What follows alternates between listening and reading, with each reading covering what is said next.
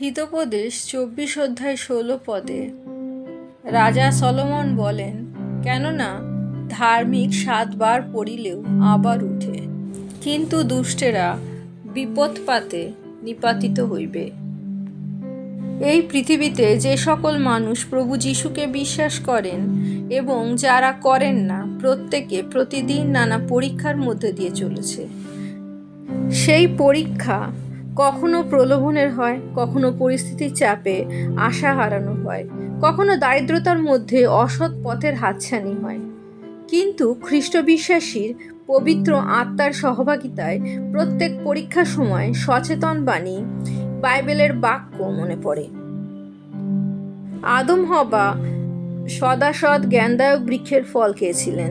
তাই জন্যে প্রত্যেকটা মানুষ এই পৃথিবীতে যারা বাইবেল জানেন না অথবা জানেন, তাদের কাছে ভুল এবং ঠিক বিচার করার সেই শক্তি আছে, অর্থাৎ বিবেক আছে। বাইবেলের বাক্য ছাড়া প্রত্যেকের মানুষের কাছে যে বিবেক আছে, সেই বিবেক তাদের সচেতনতা দান করে এবং ভুল পথে যেতে বাধা দেয়। কিন্তু তবুও খ্রিস্ট বিশ্বাসী হোক অথবা অবিশ্বাসী মানুষ হোক, কখনো কখনো তারা পরীক্ষায় হেরে যায় এবং পাপ করে ফেলে। পাপ করে পৃথিবীর প্রত্যেকটা মানুষ যাদের বিবেক জীবিত আছে, তারা অনুতাপে ভোগে।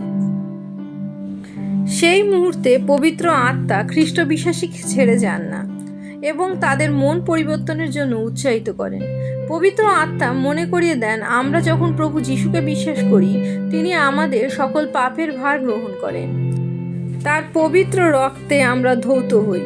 পবিত্র আত্মার সহভাগিতায় আমরা আবার পবিত্র জীবনযাপনের উৎসাহ পাই। পবিত্র আত্মার সান্ত্বনা, সহভাগিতা, প্রভু যীশুর ক্ষমা যারা খ্রিস্ট বিশ্বাসী নয় তারা লাভ করতে পারে না। ফলে কিছু মানুষ পাপ থেকে দূরে থাকার ইচ্ছা, সৎ পথে থাকার ইচ্ছা চলে যায়।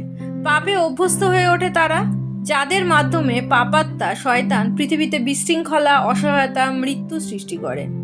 এভাবে এই পৃথিবীতে শয়তান নিজের রাজ্য বিস্তার করে। তারা নিজেদের কাজের মাধ্যমে পাপাত্মার হাতিয়ার হয়ে ওঠে, তাদের নির্বাচনের মাধ্যমে। আবার কিছু কিছু মানুষ অনুতাপে ইস্কারিওতীয় জিহুদার মতো অবাঞ্ছিত পথ বেছে নেয়। যারা প্রভু যীশুকে জানে এবং নিজেদের খ্রিস্টান বলে, কিন্তু পবিত্র আত্মার সহভাগিতায় চলে না, খ্রিস্টীয় জীবন যাপন করে না, তাদের ক্ষেত্রেও আমরা একই ফলাফল লক্ষ্য করতে পারি।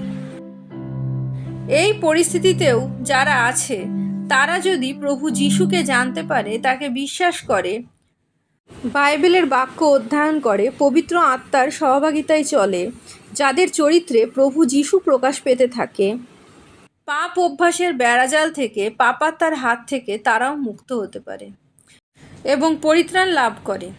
প্রভু যীশুর জয় হোক। ঈশ্বরের ধন্যবাদ হোক।